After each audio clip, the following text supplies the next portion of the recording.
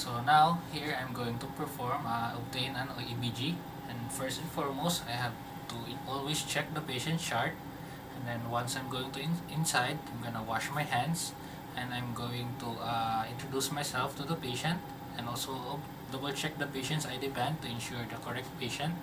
And also I also have to explain to the patient why am I going to take up an EBG and why is it different from the other blood tests. So for example, if the patient asks, I'm going to tell them that it needs to be done to check if the appropriate therapy they have and their oxygenation is doing well. So moving on, I'm going to wear gloves. So after wearing gloves, I'm going to prepare all the necessary supplies.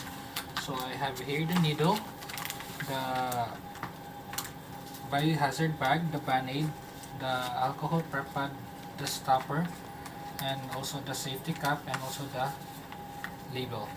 So first is we have to each double check every supplies, and then after that we also have to let the patient hyperextend their hand. And also another thing is when you check the patient chart, you also ensure if the patient is taking up any blood thinners, or also ensure if you will know if the patient if which one is their dominant or non-dominant hand.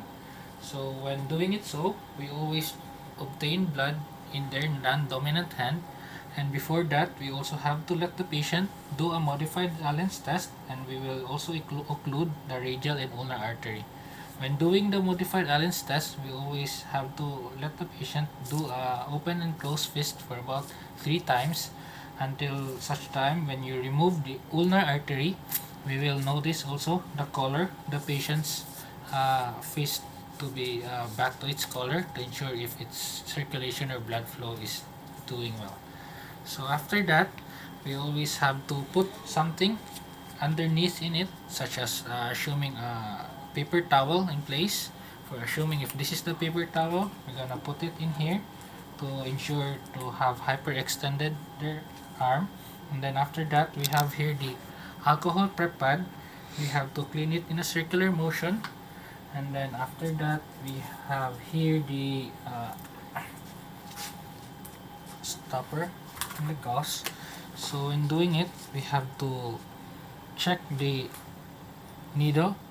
Make sure you will set the needle with bevel up, and then we're gonna position it in a 45-degree angle. So we have to always ensure that you are able to palpate the pulse prior to in extracting blood.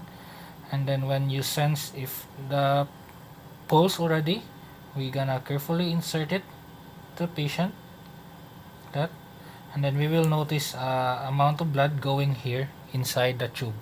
So once you're done, if you're able to obtain ABG already, you always carefully remove it and then cover it with a clean gauze, and then apply pressure for about 5 minutes, or if the patient is taking up blood thinners, it should be more than 10 minutes.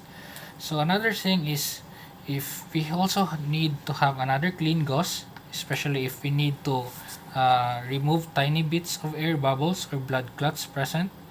And then after that, we always have here the stopper. We always push this one, and then the needle together with the stopper should be removed carefully and dispose it immediately to the sharps container.